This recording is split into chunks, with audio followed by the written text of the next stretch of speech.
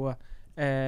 Falando ainda relacionado à renda fixa como um todo, como que você se comportou tantas vezes para falar com seus clientes ou na sua vida financeira quando teve esse cenário, né, que agora já vem aumentando, mas quando a gente viu a Selic saindo de 14, batendo 2, né? Então, que nem quando você chegou aqui, pô, agora todo mundo tá falando de mim porque a Selic tá subindo, pré-fixado isso, aquilo. Como que foi do seu lado, né, olhar assim e falar, gente, ainda assim renda fixa tem a sua importância, né, independente da taxa de juros que tá 14, tá 10, tá 2 agora. Como que foi essa comunicação e também como que você reagiu, às vezes numa estratégia relacionada à sua carteira, Uhum. enfim, dos seus investimentos? Legal. Então, quando a taxa Selic começou a cair, é porque assim, a renda fixa ela tem dois papéis, né? As pessoas só reconhecem um papel da renda fixa, que é o papel de controle de risco. Todo mundo sabe que você põe num título de renda fixa e, teoricamente, ele vai deixar a sua carteira mais conservadora. Todo mundo entende esse conceito. Mas só tem um título de renda fixa que cumpre esse papel, que é o pós-fixado. O pré-fixado e indexado à inflação é o que a gente acabou de falar aqui, pode dar grandes prejuízos. Então, assim, a renda fixa, perguntavam para mim, Marília, a renda fixa morreu? Eu falava, ela nunca vai morrer, porque ela sempre vai ter o papel de controle de risco. Então, assim, não é todo mundo que aceita colocar 100% do patrimônio em bolsa. Sim. Né? Assim, porque vem uma crise como essa da pandemia, a bolsa caiu 45%. Todo mundo aguenta ver o seu patrimônio, principalmente quando você tem filho, né? Seu patrimônio cai 45%, você fala, caramba, eu tenho a escola das crianças para pagar.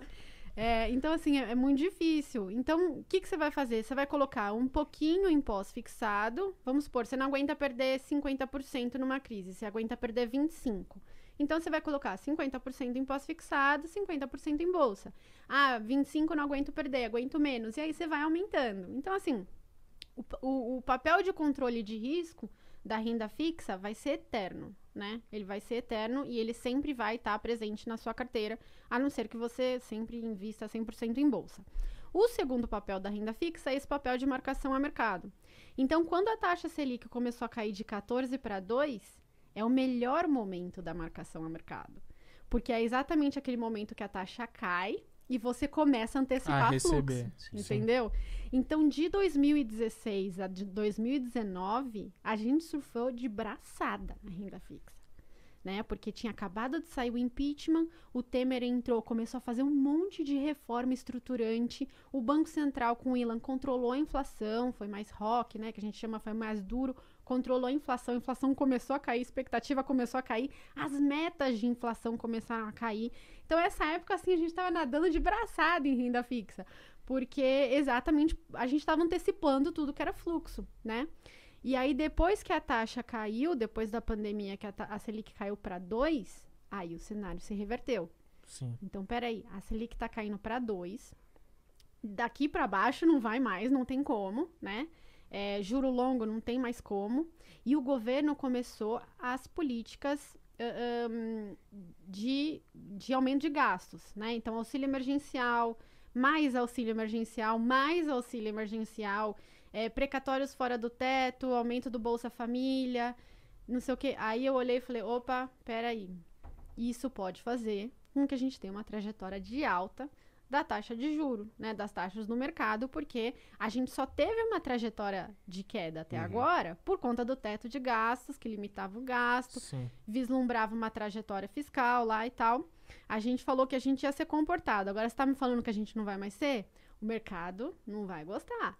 E o mercado vai começar a pedir prêmio. Então, ele não vai mais te financiar no longo prazo por 7, ele vai pedir 10. Então, isso vai fazer com que meus títulos de renda fixa comecem a postecipar fluxo, né? Então, aí a taxa sobe, você começa a render uma taxa maior, mas você postecipa fluxo, dá prejuízo de marcação a mercado. Então, nesses últimos 1 ano e meio, né, desde meados de 2019, eu fiz o contrário. Eu parei de. Eu vendi tudo que era pré-fixado longo e PCA longo e comecei a ir para os pós-fixados ou títulos muito curtinhos. Exatamente para evitar esse efeito de marcação a mercado. E esse ano foi uma desgraça, né? Tudo que é título pré-fixado, e PCA deu prejuízo. Você vê no Tesouro Direto, tá uma lástima lá. É complicado e é interessante você saber dessas duas visões para renda fixa. De você entender que uma parte vai segurar, vai ser conservadora, mas você tem que ter uma gestão ativa para você fazer os seus movimentos para ganhar dinheiro e não perder. E, infelizmente, as pessoas só vão para a bolsa. Uma coisa que a gente sempre fala, você vai construir uma carteira, se expõe a vários ativos, diversifique não só as ações, diversifique também um pouco de títulos públicos, um pouco de CDB, pega uma cripto, pega um fundo, porque a pessoa ela vai se expor a diversos cenários e quando acontecer alguma coisa específica, né, na microeconomia daquele cenário, ela se beneficia com os outros. Então, é muito importante essa mensagem de mostrar que dá para ganhar dinheiro com a renda fixa e que a renda fixa não morreu, que o pessoal que fala, eu sou 100% bolsa, eles se prejudicaram muito na crise. Eu pergunto, pra quê? Então, pra quê? Se vai ser 100% bolsa. E, então, a ideia de mostrar isso é muito importante. Você é a primeira pessoa que está trazendo esse assunto no nosso podcast, por exemplo. A gente só fala de renda variável. Só fala de renda variável. Só que quando você tem a sua autonomia e sua experiência no mercado, você mostra que dá para ganhar até mais dinheiro do que muita gente que está só na renda variável. Você sabe que interessante? Eu estava fazendo um curso lá pro pessoal da Nord, onde eu mostrei a seguinte tabela. Eu peguei uma tabela da Bloomberg lá, as 10 maiores altas e as 10 maiores quedas da Bolsa. E aí eu peguei 2 períodos. Primeiro período, super ciclo de commodities, 2003 a 2007, ou 2008 antes da crise, tá? Peguei esse período. O que acontece nesse período?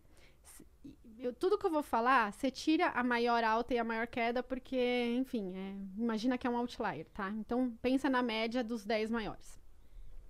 Se você olhava as maiores altas, elas estavam rendendo 10 vezes o valor do CDI do período. Se você olhava as maiores quedas, elas estavam em torno de 20%.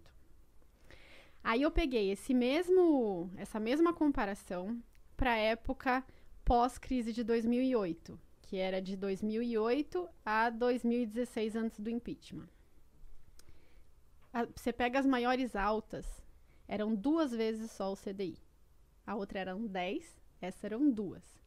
Você pega a média das maiores quedas, 85%. A outra era 20%. Então, o que eu costumo dizer? O cenário macro, ele é tipo a correnteza para o remador. Se você estiver indo a favor da tendência, então, é um aumento de commodity, a gente vende commodity, nossa bolsa performa bem, você não precisa ser o melhor remador, você não precisa ter o melhor barco, você não precisa ter o melhor equipamento, você não precisa treinar que nem um louco. Você vai lá na sua canoinha, no seu stand-up. E vai ser levado. Vai ser levado. Entendeu? Se você entra num cenário macroeconômico ruim, você está remando contra a maré. Se você não for o mais forte, tiver a melhor canoa e tiver o melhor equipamento, você vai ser jogado para trás. Então, assim, eu não sei quanto a vocês aqui. Eu quero remar no meu stand-up. Entendeu? Porque eu não sou o melhor remador, eu não tenho a melhor canoa, eu não tenho o melhor equipamento, né? E talvez as pessoas físicas também não tenham. Então, vamos no stand-up. A bolsa é excelente para horas de crescimento econômico. Então, caiu muito a bolsa, você entra com uma simetria convidativa. Agora, ter sempre bolsa o tempo todo, não importa o preço, não importa o cenário macroeconômico, você vai remar contra a maré. E aí, se você errar, você vai entrar naquela estatística da queda de 80% do seu patrimônio. Aí sua canoa quebra, você perde o remo e morre afogado. Exatamente.